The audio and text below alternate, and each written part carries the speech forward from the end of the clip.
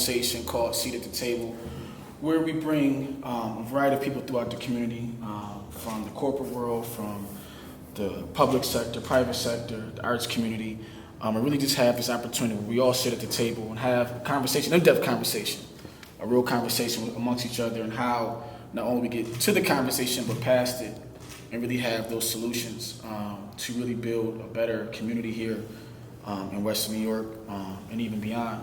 So I'm thankful that all you guys are here to have this seat at the table. So for those that will be watching, for those that are here, if you want to take just a quick second to introduce yourself and kind of what you do and, you know, your role with, you know, diversity, inclusion, how that looks within your world. Is that what you're saying? Okay. Hi, everybody. I'm Chantel Thompson, and I'm the Chief Equity and Inclusion Officer for Child and Family Services. And in addition to that, I'm the founder and principal consultant for a complete nonprofit consulting group. And I focus on diversity, equity, and inclusion strategies for nonprofits and faith-based organizations.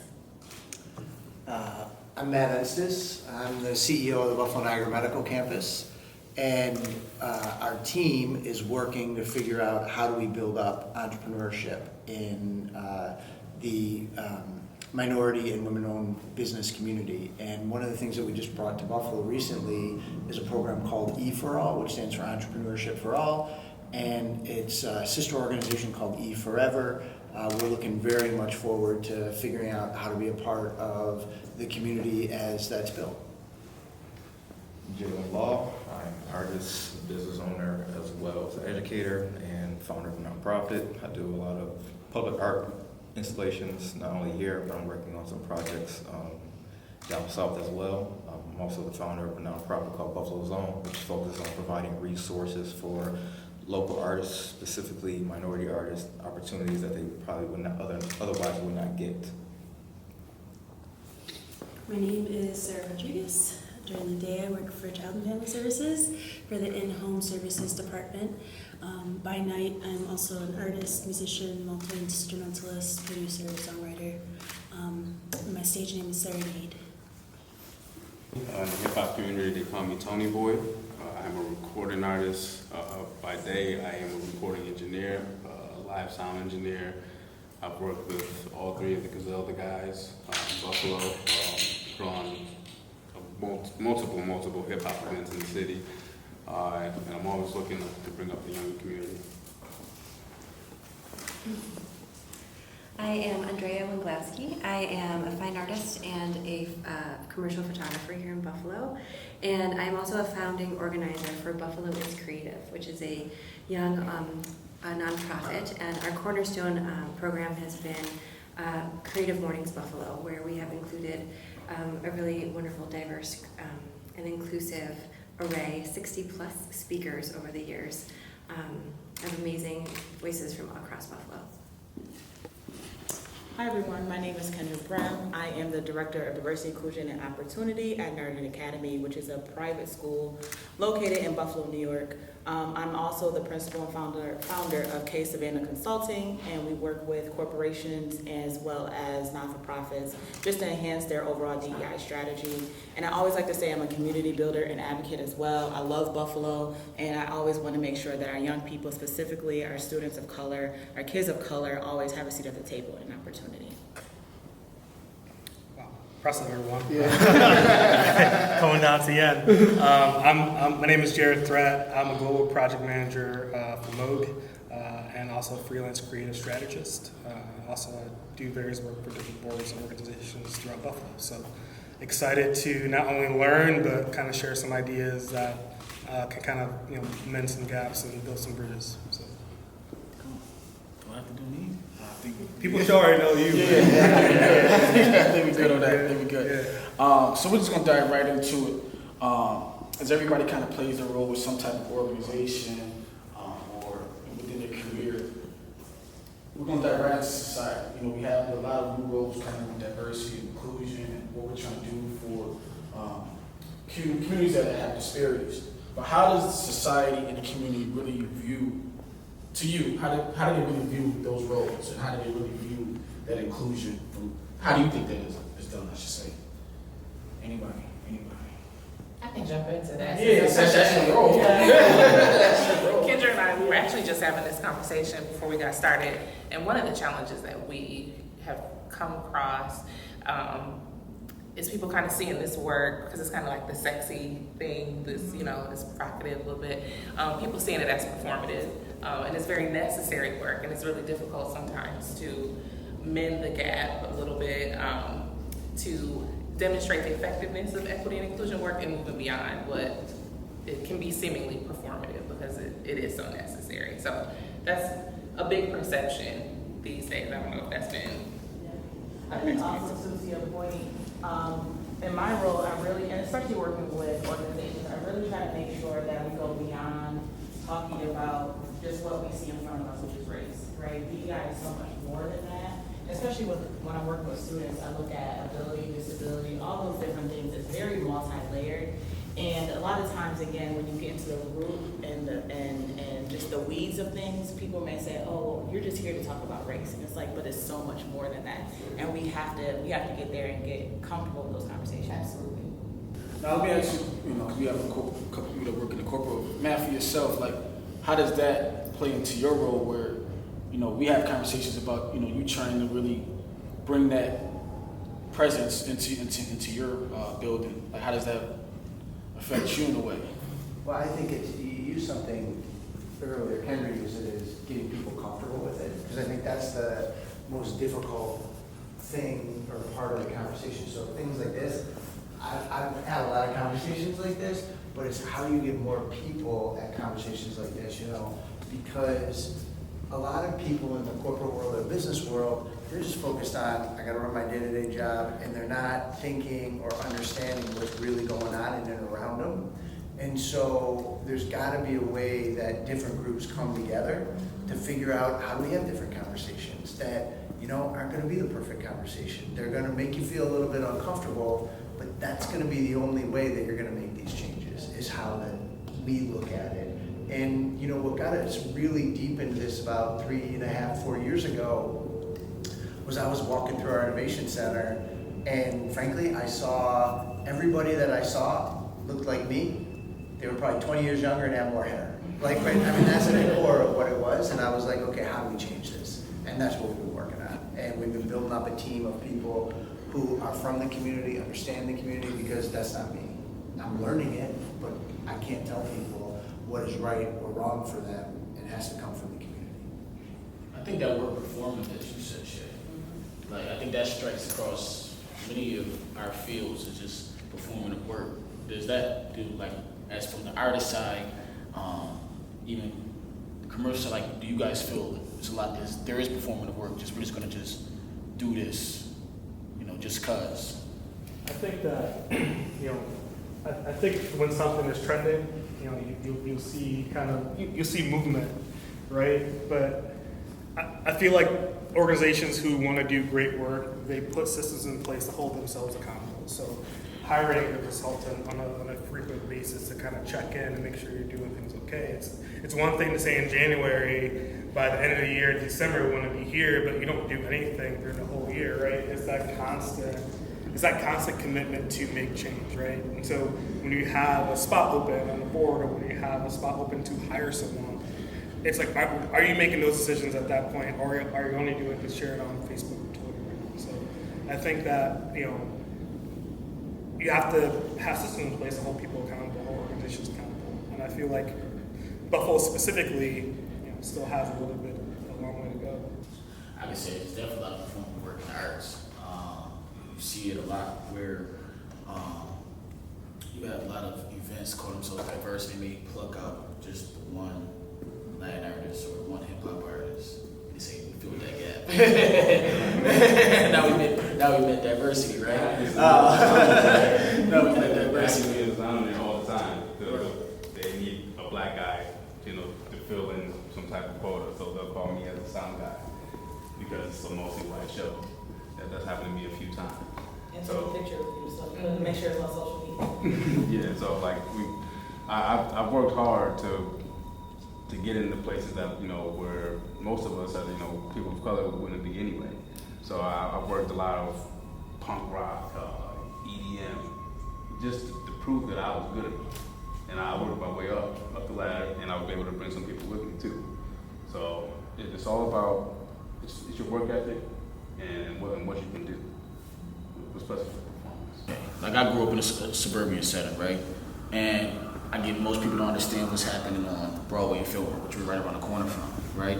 Do you feel like they get tired from hearing D&I and just the training, like they kind of just they're going through the I think to motions? be honest with you, most people who don't see it every day or around it, it just goes over their head. It's not, it doesn't disrupt, it isn't a part of their life. So they don't see it every day. Like I grew up in Snyder, I lived in Snyder for a while, I now live in the city. It's part of my everyday life, not my everyday life because I don't live right around here.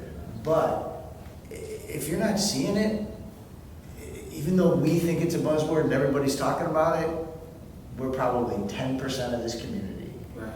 I think that's a good thing because like I was even like when I was working in the schools, you'll have teachers that work from Orchard Park, Hanford, and Lewiston, and so forth like that, and they didn't understand what these kids are going back home to. They didn't understand like most of these kids are going back home to mom and dad not being home, really at work, or they didn't have the last meal was the last meal they had snack before they got on the bus.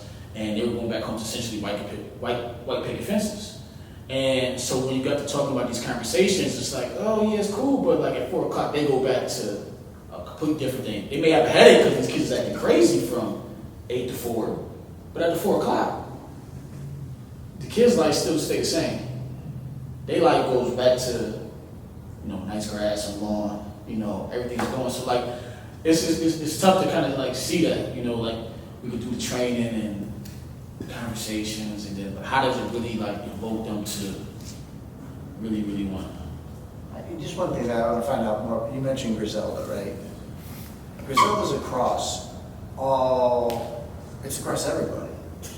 My son listens to them, right? It doesn't matter, right? So how do you start making that part of the conversation, right? Like those are real influencers that grew up from everything I hear on the east side of Buffalo. But yet I got the kids who live in the suburbs, think it's a big part of it. And that's where I think, where you're onto something is the arts and influencers merging together with diversity, equity, inclusion. Like that's where you have to have conversations start around common things. At least that's what I think.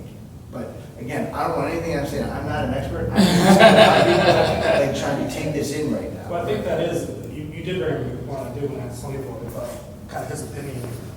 I feel like, when George Floyd got murdered last year, like, I saw a lot of people in my timeline have a different response to what I thought they would have, just based on the type of things they did listen to. Like, Lindsay and I went to high school together, and so, hip hop and rap, you find majority of white kids listening to it. And then when that happened, it's like, they had the opposite reaction. They're like, what have you been listening to this whole time?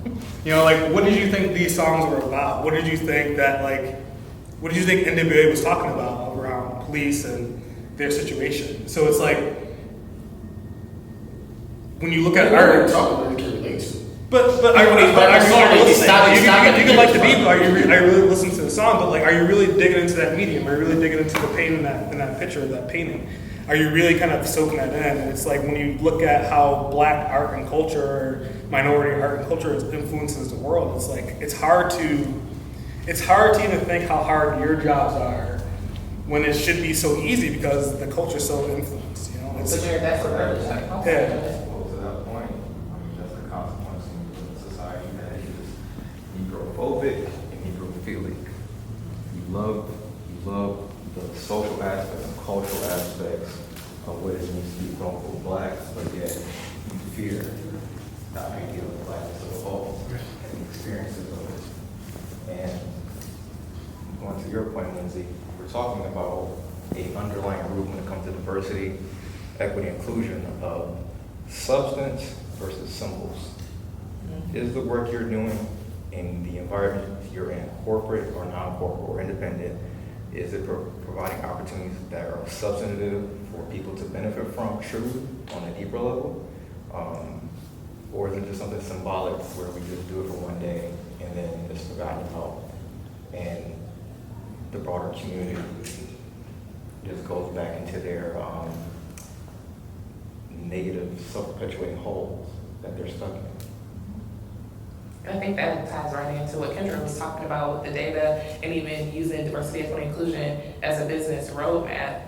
Sometimes you're not going to appeal to a leadership's sensibilities necessarily, but diversity, equity, inclusion is beyond just the right thing to do. That's what I say all the time, right? Like when you create diverse, equitable, and inclusive workspaces, it's going to have that deep-rooted impact on the people that you serve. It's going to be the place where people want to work. And that's how you really hold them accountable, when you can show, by making it equitable and inclusive, how it benefits the bottom line.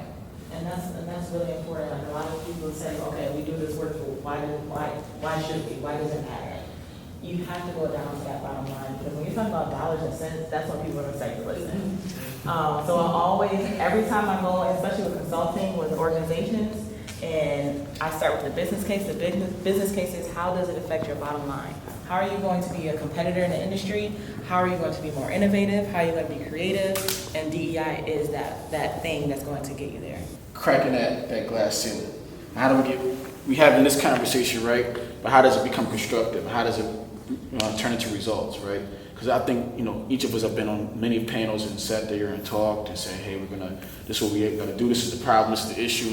Very much to what Matt said earlier, like, I'm one of those people who's saying, I hate saying no to something or this is wrong and don't have a solution or a reason to come with it, right? And if I propose something and you say no, okay, then what do you think should be done? And it's not saying it in the wrong way, it's just like, don't say no to say no, right? So how do we crack that glass ceiling, break it, not crack it, break it, so that now it starts from being a conversation to being constructive measures that these two sides of the table unconsciously blend to then now create diversity, equity, and inclusion through it all. Can I ask, I think this is where it gets sticky. Where is it the responsibility of the business corporation, this side of the table, to say we want to be the leaders in this, in involving the arts in our day-to-day. There are corporations who do that, right? And how much is it of the responsibility of this side of the table, of us, the artists, to say, we have this amazing idea, let me bring it to them and have that business mind, so that, because they can't read our minds. I'll try to answer that question. So I look at it in multiple different ways. So I started my career in the entertainment industry. So I was in that world of creatives. We're talking about kids. I have a daughter in college. She's a musical theater major. And most people look at me and they're like, you're gonna let her do what? And I'm like, what do you want me to tell her? Do economics? Like, that's not what her passion is. That's not what she wants to do. So you gotta to your point, I agree with everything. You gotta let them do it. You gotta let them feel and see this stuff. But there's two things. So we have an innovation center, and everybody in this town just keeps talking about tech, tech, tech. Tech is a tool. It's not what drives it. You're what drives it. And so we're actually, when we come out of COVID, we're changing our building, and it's going to be for designers and creatives. And the big thing that you got to look at here, and I just had a international lady, I was doing a background check on her. She was doing a background check on somebody, and she was interviewing me about it. And she asked me about something. She said, whatever I said triggered. She goes, what's happening in the world right now. And, we got to figure out how to accelerate it here. Designers are the new MBAs. That's what people are looking for. But if you come here and you look at our school system or the colleges here, when they think of designer, they go, oh, it's a graphic designer. No. Designers are a lot bigger than that. Designers make things happen. They pull a lot of pieces together to make things happen. So I think we have to look what's going on in the world and figure out how to push that together. That's my view of it, because it's starting to happen around the world. It just isn't happening here fast enough. So how can we help accelerate it is how I think about it. And I guess I didn't answer your question directly. Okay. It has to come from corporate to accelerate it. Artists, like in reality, I am seen as corporate, but I'm like probably one of the farthest, like as a corporate person. it's really difficult for an artist to walk into a corporate person and say, let me tell you how you're gonna make money by. It's crazy. And I don't mean it in a bad, I'm just trying to be a realist about how the world works. Which is why artists don't normally Do that, correct. But yeah, just. So it has to be that almost liaison to come into it. It takes people like me and Matt have many conversations. Matt has got behind it, and it's just like, and then it takes Matt to hold other corporate execs accountable as well to say, hey, and Matt has done it. Say, hey, look, you need to tap into this, and then if you kind of don't, like, what's up? Like, why are you not? You know, because we are. But Matt also stands and says, hey, we're behind this now. It shows to these other, and it's open the door to other people say, hey, Matt's behind this, then maybe we should get behind this. But it takes that liaison because everybody can't call the medical campus and say, let me talk to Matt, like, what do you want? You know what I'm saying? Or they can't call, Walt Bill's Drive to try to figure it out. It's just not gonna happen. It's just not. I don't mean to talk too much of yours, like, I really, but this is a really important thing. And Kyrie, who I think a lot of you know on our team, when he and I just talk a lot about things and we try to figure out how do we break this down. But we gotta do it together because he has networks of people and I have networks of people. And those networks never ever usually come together. And Kyrie coined the phrase of we've got to figure out how to start to integrate networks. Like if we can figure out how to do that, things can happen. And that was all Kyrie watching and listening and saying, you're missing something here. Just look a little this way.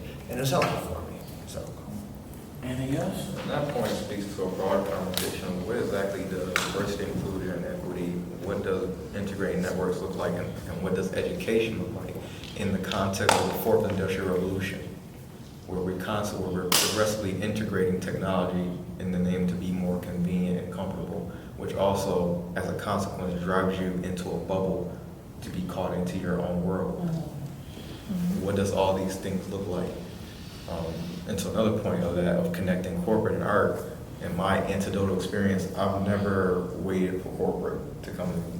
I've always created the product or came up with the idea and made sure I could protect the idea before I offered it to corporate, or find the right person who can make the decision in order to build that relationship with corporate to create that experience. So from an artist standpoint, whether you want to admit it or deal with it or not, you are also a business person, and you need to keep that in the forefront of your mind as you are coming in and out of these rooms. And because if you stay in your comfort zone of just being an artist, whether it be music or whether it be visual arts, regardless of the medium, you need to be able. You're going to get used, and that's the only way that you're going to be able to get in these rooms and be able to get the job that you want to be. But you need to be able to define. That's where the business side comes in. Define how far you want to be used, because you'll be used up and you'll be thrown out, and then the next artist will come in. Anything else? Well, wrapping up on it, I hope we continue. I hope everybody after this can exchange networks and continue to blend these networks, because we need more liaisons. And I appreciate everybody at this table as I'm starting to build relationships where I have relationships with everybody at this table. And I think that's the biggest thing, is connecting and creating those liaisons and talking about what we can do, how can we get behind each other, really making meaningful things, because I feel as though that there are meaningful initiatives and programs and projects that are happening that each of us can benefit from and that can really make a true impact. It's not. And sometimes it's about data, sometimes about number. But when Jalen walks down the street and the kid yells at us, "Hey, Mr. Law, I remember I came to the emotional intelligence program." I feel like that makes it 10 times more difference. Or somebody, I was leaving at an Elvis the other day, and this kid ran out the car. He's like, "Hey!" I'm looking. You don't normally just walk up to a car. The kid ran out. He's like, "You don't remember?" And he ran. It was one of my former basketball players. That means 10 times more than a kid. He had 80 average. That means a lot. But if a kid remembers from my coach from 10 years ago, when he runs out of the car to come give me a hug or whatever have you, those make 10 more, because now you have those kids saying, "I remember when Mr. Taylor did this," and then now it comes that truth. I remember Mr. Bryant told me how to produce. I remember how to learn how to, shoot on the cameras. I never done it before. But then we all got to work together to get that That's done. the beauty of what you're doing now in terms of this whole global thing. Like it comes down to what responsibility do you want to take in terms of using your talents to create something better for somebody else? Because essentially, you gotta take it to, I remember somebody imparted this on me. You may be the Moses that's supposed to bring forth kings. Meaning, the work that you're doing now and the impact that you're making, whether you realize it or not, in the lives of not only the artists, but also the kids, like, because you have this experience in place, you may set them on the cross, set them on the path to take this on a level 10 times, 20 times beyond what you can imagine, to that point of where we essentially visualize where we want society to go.